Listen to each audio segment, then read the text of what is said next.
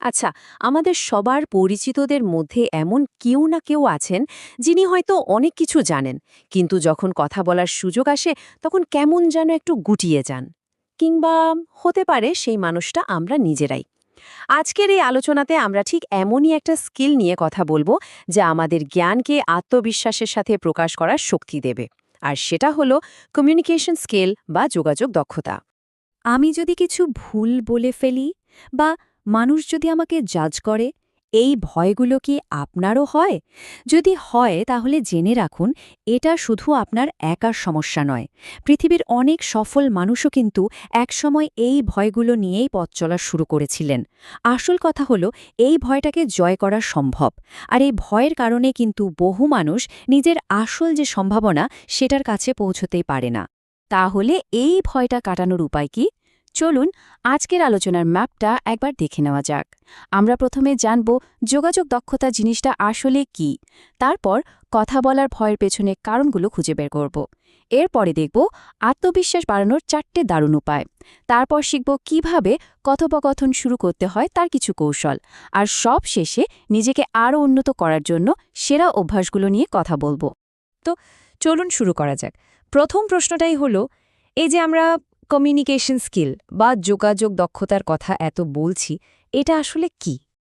দেখুন, কমিউনিকেশন মানে কিন্তু শুধু কথা বলা নয়।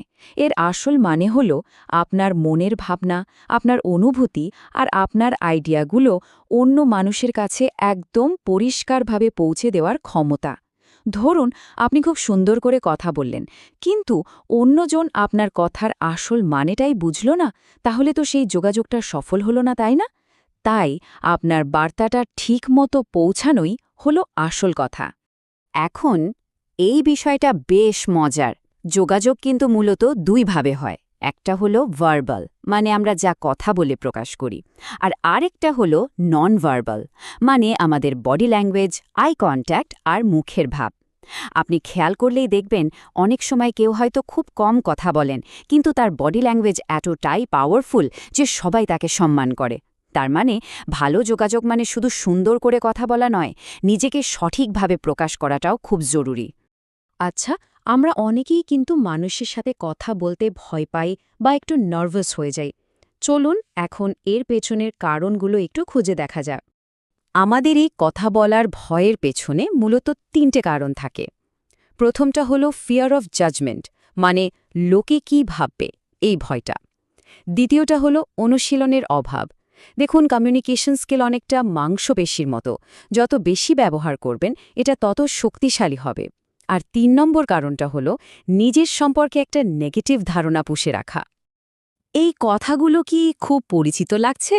আমরা প্রায় নিজেদের মনে মনে বলি, আমি ভালো বক্তা নই, বা আমি মানুষের সাথে ঠিকমতো কথা বলতে পারি না।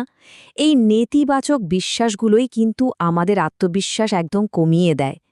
কিন্তু সত্যিটা কি জানেন? বেশিরভাগ মানুষই আপনাকে বিচার করার জন্য বসে নেই, তারা আসলে নিজেদের জীবন নিয়েই অনেক বেশি ব্যস্ত। তবে এখানে একটা দারুণ ভালো খবর আছে, আর সেটা হলো যোগাযোগ দক্ষতা কোনো জন্মগত প্রতিভা নয়। এটা এমন একটা স্কিল যা যে কেউ চেষ্টা আর অনুশীলনের মাধ্যমে শিখতে পারে, শুধু সঠিক পথটা জানতে হবে। তাহলে চলুন এখন সেই দিকেই নজর দিই, যেটা আমাদের সবচেয়ে বেশি দরকার। কিভাবে আমরা নিজেদের আত্মবিশ্বাস বাড়াতে পারি। এখানে আত্মবিশ্বাস বাড়ানোর 4টি খুব সহজ কিন্তু অসাধারণ কার্যকর উপায়ের কথা বলা আছে। প্রথমটা হলো সেলফ অ্যাকসেপ্টেন্স বা নিজেকে মেনে নেওয়া। দ্বিতীয়টা প্রিপারেশন বা প্রস্তুতি। 3 নম্বর হলো বডি ল্যাঙ্গুয়েজ বা শারীরিক ভাষা। এবং 4 নম্বর স্লো স্পিকিং বা ধীরে কথা বলা। চলুন এবার প্রত্যেকটা ধাপ একটু ভেঙে দেখি। প্রথমত, সেলফ অ্যাকসেপ্টেন্স। এর মানে হলো আপনি যেমন, নিজেকে ঠিক সেভাবেই গ্রহণ করুন। নিখুঁত বা পারফেক্ট হওয়ার কোনো দরকার নেই। দ্বিতীয়ত, প্রস্তুতি। কোনো মিটিং বা প্রেজেন্টেশনের আগে একটু প্রস্তুতি নিন, কি বলবেন সেটা নিয়ে একটু ভাবুন। দেখবেন এটা আপনার আত্মবিশ্বাস অনেকখানি বাড়িয়ে দেবে। তৃতীয়ত, বডি ল্যাঙ্গুয়েজ। কথা বলার সময় সোজা হয়ে দাঁড়ান, চোখে চোখ রাখুন আর মুখে একটা হালকা হাসি রাখুন। আর সবশেষে ধীরে কথা বলা। নার্ভাস হয়ে গেলে আমরা খুব দ্রুত কথা বলি, এর বদলে ধীরে এবং স্পষ্টভাবে কথা বলুন। এতে আপনাকে অনেক বেশি আত্মবিশ্বাসী মনে হবে। আমাদের অনেকের জন্য সবচেয়ে বড় চ্যালেঞ্জ হল কথা শুরু করাটাই।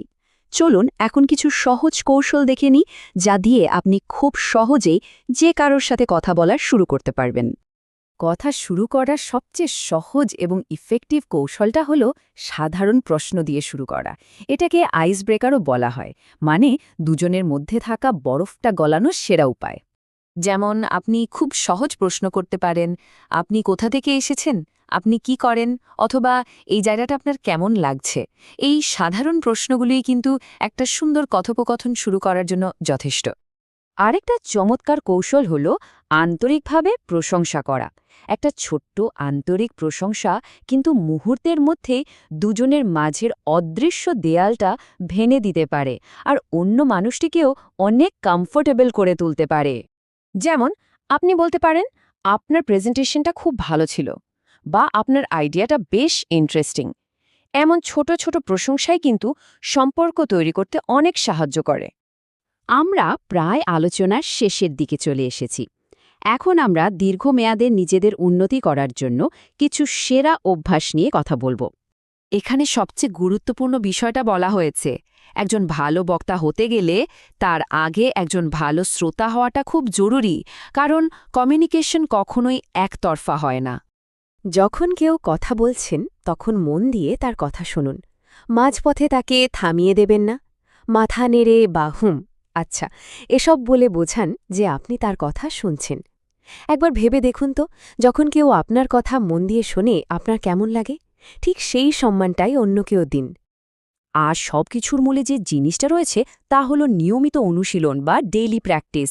দেখুন, যোগাযোগ দক্ষতা কিন্তু রাতারাতি তৈরি হওয়ার কোনো ম্যাজিক নয়। এটা অনেকটা একটা বাগান পরিচর্যার মতো। এর জন্য আপনার প্রতিদিনের চেষ্টা দরকার। তাই প্রতিদিন নতুন মানুষের সাথে কথা বলার চেষ্টা করুন। ছোট ছোট কথোপকথন শুরু করুন, নিজের ভাবনাগুলো শেয়ার করুন। হতে পারে প্রথম দিকে একটু অদ্ভুত লাগবে, কিন্তু কিছুদিন অনুশীলন করলেই দেখবেন আপনার আত্মবিশ্বাস কতটা বেড়ে গেছে। তাহলে আজকের এই আলোচনা থেকে আমরা মূল কোন বিষয়গুলো শিখলাম, চলুন এক নজরে দেখে নিই। আমরা জেনেছি যোগাযোগ দক্ষতা কী, কিভাবে আত্মবিশ্বাস বাড়ানো যায়, কথা শুরু করার দারুণ কিছু উপায় এবং শোনার দক্ষতার গুরুত্ব কতটা। আর সবশেষে এই কথাটা মনে রাখবেন, আত্মবিশ্বাস কিন্তু শুধু চিন্তা থেকে আসে না, আসে কাজ থেকে, অ্যাকশন থেকে। তাই আজ যা যা শিখলেন সেটা কাজে লাগাতে শুরু করুন, দেখবেন পরিবর্তন আসবেই।